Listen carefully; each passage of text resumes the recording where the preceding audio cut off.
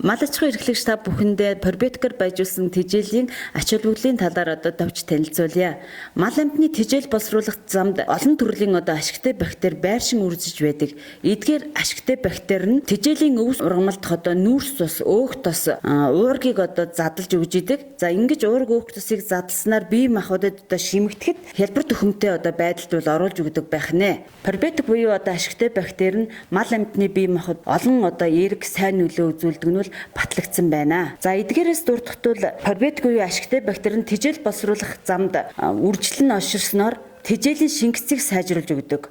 За нөгөө тэгүр тэжээл боловсруулах замдах хэвийн бичил биетний тэнцвэрийг хангаж өгдөг.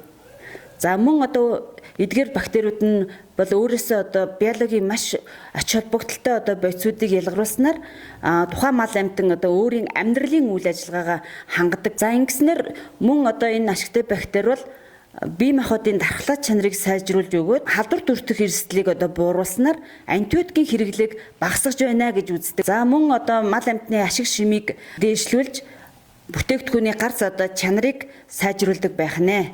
Иймд та бүхнийг пробиотикээр байжуулсан мимо эрдэс тэжээлийг ашиглахыг зөвлөж байна.